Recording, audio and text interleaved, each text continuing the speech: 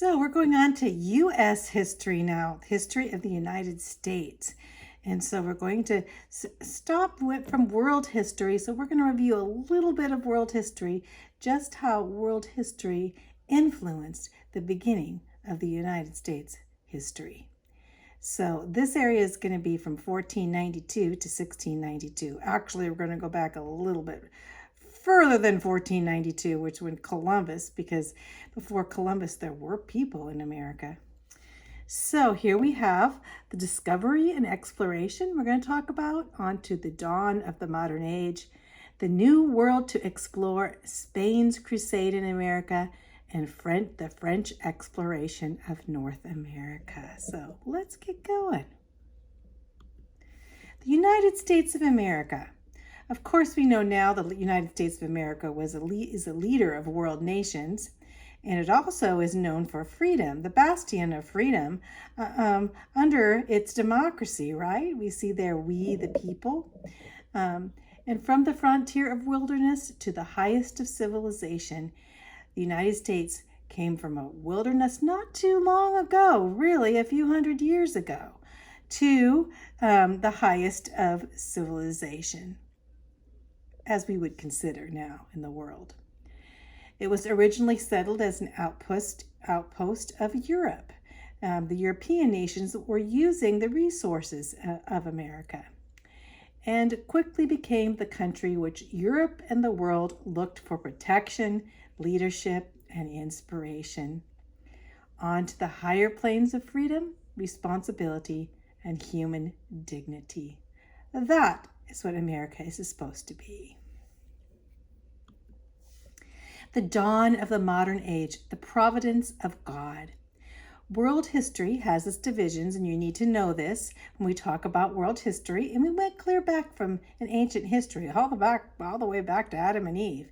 Ancient history being around 4000 BC. I think it's more like 3,900 and some or so. I don't know. But BC to 500 AD, and that's ancient history. And ancient history goes from it starts in the Middle Ages, about 500 AD to 1500. 1500 is when the Renaissance happened, and also we know the Protestant Reformation, when they went away from the Roman Church, right?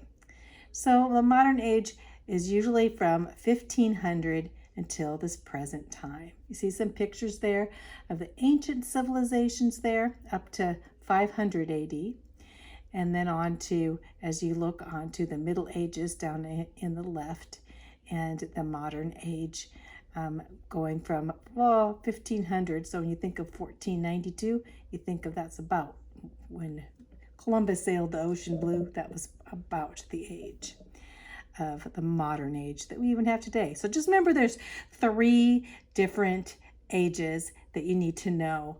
Ancient, going to 500 AD. Middle Ages, starting from 500 to 1500. Just remember those dates. Those are your questions. So, Vikings. Do you know that? The Vikings were in America. Well, Leif Erikson, I love that picture of Leif Erikson, but because before Leif Erikson came to America, he was converted a Christian. Not only converted, he was born again. It goes back to even probably the time, in Ireland, of St. Patrick in Ireland, I don't know. But we know that the Vikings learned about Jesus. And prior to that time, they were very barbaric. So his dad being Eric the Red, as you know. Well, Leif Erikson was a Viking adventurer, and guess what? We know that he came to America from Scandinavia in the year 1000. That's 492 years, almost 500 years before Columbus. So why don't we say, Leif Erikson discovered America? Well, he did start a colony, we think, in Canada, of course, and there's evidence of that, but they're not certain. And of course, that the Vikings never stayed in America from that point. But activity in this new world, and all of the exploration that was done in the New World by the Vikings remained unknown to most Europeans. Even though the Vikings had been here to America, they didn't really know, people didn't know that they had been here, and they just thought that, Leif Erikson and these Vikings just had a bunch of old wise tales. Probably why? Because it wasn't the timing of America yet to be settled, was it? At least in God's timing, right? So North and South America remained hidden until the modern age. And so, as Alex de Tocqueville, he's a French writer, said, North America was discovered at just the right time, as it had been kept before and reserved by the deity of God, didn't it? So it wasn't the timing of the Vikings, although, when you think about it, the Vikings had been evangelized and did know the Lord. What would the world be like if we were run by the Vikings now? Just a thought. America before the modern age.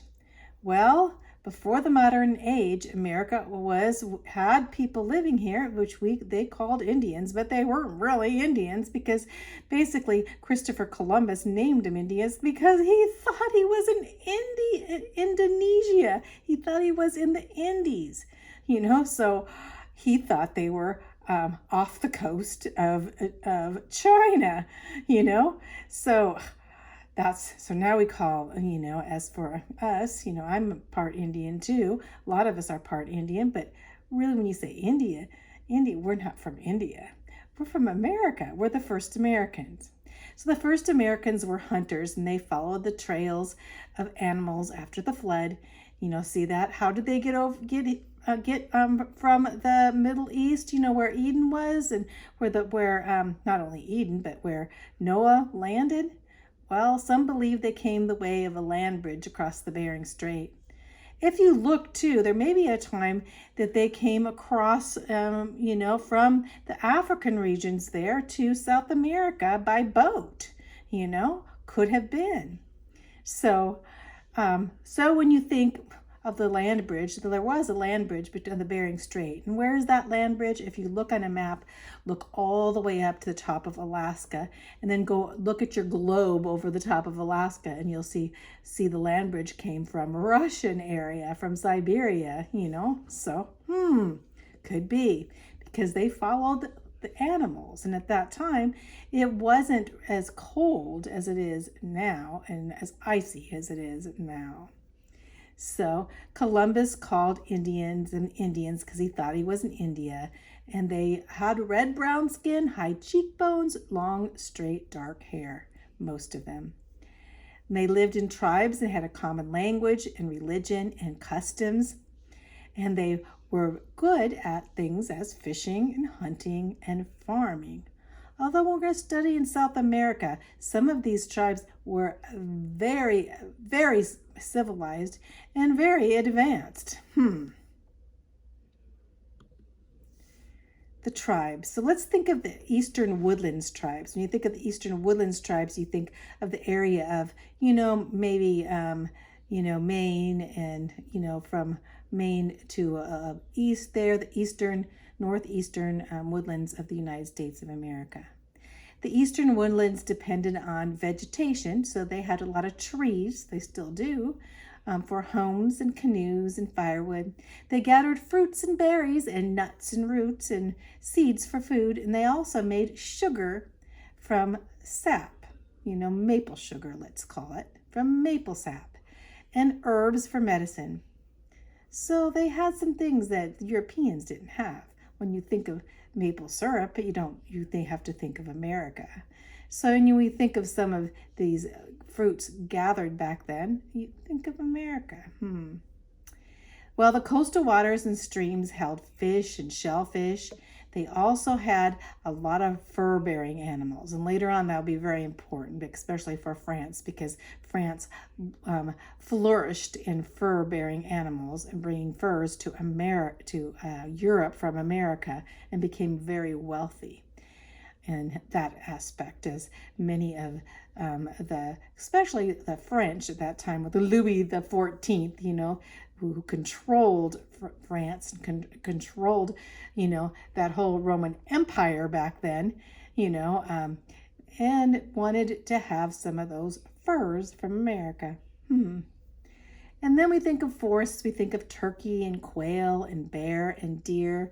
And yes, they did eat all of those things, even bear. And they made clothes from all of these animal skins. That's the Eastern Woodlands. Then you go on, the Iroquois Confederacy was of the eastern area. As you see in the map, you see Lake Ontario there. And you see the Mohawk, the Oneida, Onondaga, Seneca, and Cayuga. You see these? Yes, they were the 5 tribes that got together. Mainly, they had peace among each other so when they warred with other tribes, they would protect each other. This was the Iroquois Nation, and you will see that up there, as you can see on a map, in the northeastern United States towards Canada. The Iroquois Confederacy. Now, they did not remain allies with France back, so just remember that. They always remained allies with the British, And it was one of the most largest and most civilized of the Indian tribes, but look at them there, the way they colored themselves and the way they painted themselves and such, They didn't look that civilized to me. On to the Great Plains Indians, which I am one. Metawakan Sioux, and so are you, Izzy and Ellie. So they had a nomadic existence, and you'll know that the Indians there, mainly of the Sioux Indians, and there's like the Sioux and the Cheyenne, and the Crow. There's a lot of different tribes there, and they followed the herds of deer, bison, and which are buffalo and elk. Buffalo was their main commodity. So when the buffalo almost went extinct, the Indians almost went extinct too. And they provided food and clothing and shelter, the deer, bison, and elk, the skins and that such. And they basically took the bison skins and made teepees out of them, right? You see in the lower right-hand corner there? And then some farmed corn, maize, beans, and squash, some of them. So, and you see they're really, really known for a lot of fancy beadwork and a lot of feathers and a lot of decorations. Southwest tribes, those cliff dwellers up there were the beginning of the Southwest tribes, the Anasazi there. And they built stone houses and mud and bricks, using them. And you go to Anasazi and you look like wow, they really lived, and it looked like you could see their rooms and houses, and look pretty advanced. They farmed also the Southwest tribes, not necessarily Anasazi, but many of the tribes, they farmed corn, peppers, peanuts, squash, tomatoes, and potatoes. When you think of peanuts, you think of peanuts. Hey, Europe didn't know very much about peanuts, that's for sure. So they used tree bark and woven grass for clothing and shelter in most areas, but also we know from the mud and the bricks of the Southwest tribes there. They gathered fruits, nuts, and berries and hunted wild game. Now, if we go towards South America, Mexico, and down to South America, we're going to see some very advanced civilizations that had cities that were of thousands of people. First of all, the oldest we would consider were the Mayas. And the Mayas actually lived up until about AD 800. That means in the year 800 is where they crumbled. And we really don't know why they crumbled, but basically we know that the Mayans may have been, taken over by the Aztecs and some because they're in the same area, but they left behind a lot of their ruins, and a lot of their ruins were pretty spectacular. You see here some of the Mayan ruins. Yeah. And the Mayan ruins, we know them for, They worshiped the sun god instead, and they also had many human sacrifices. Not, not that civilized in that direction, especially in their religion, huh? But as for the Aztecs, they were around in Mexico too until the year 1500s. Why 1500s? Well, we'll know.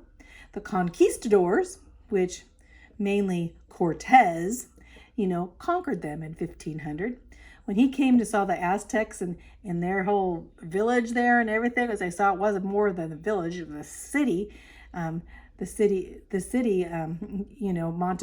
city there, and he came and he saw the human sacrifices. They'd sacrifice, thousands of people at a time. If they come in warring people and took over another tribe, a lot of times they'd sacrifice the whole tribe to their god, which of course Cortez thought was gross, but Cortez was not really interested in that. What was Cortez interested in? He was interested in gold and silver, which he found that they had. And that would bring a lot of more conquistadors who what were they interested in? Gold and silver, wealth, weren't they? Although he did bring in Catholicism in the midst of all of this. Now the Incas, where were the Incas? They were until the 1500s when the Spanish conquered them in Peru. Pizarro conquered another Spanish conquistador, conquered the Incas. Machu Picchu, remember that city there? Magnificent city. Here's a picture of it right there. That city, as you see there, as now we've discovered it on top of the mountain, and how could it have been built in such elaborate ways? But they had a lot when it came to architecture, so and of course they're all in the past now. The Aztecs, just remember the ancient civilizations of the Mayas, the Aztecs, and the Incas. Mayas and Aztecs were in Mexico and Central America. And then, of course, the Incas were in Peru in South America. So, religion, what kind of religion did they have? Well, in the Bible it talks about not worshiping the creation rather than the creator. And that's what many of them did, most of them. They worshiped the creation. They worshiped the thunder, the sun, the fire, moon, they worshiped the creation. And they also believed in spirits who lived in the mountains, in the water, in the trees, and spirits that lived in animals. And they had many superstitions which stagnated them with fear. They had many gross customs too, and I think of the sun dance of the Sioux back when, and they would cut themselves and hang from a tree, look at the sun, things like that, So their religion was very much, I would say demonic in many ways. Although some of the tribes in North America did believe in the great white spirit that they thought would come, and so when the missionaries came in and told them about Jesus was God's son, they believed the great white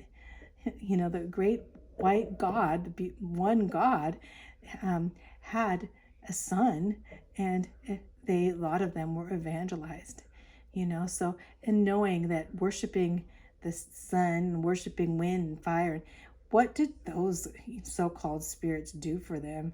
Did they have love? No. But when they learned that for God so loved the world, a lot of them came to know Jesus as their Savior.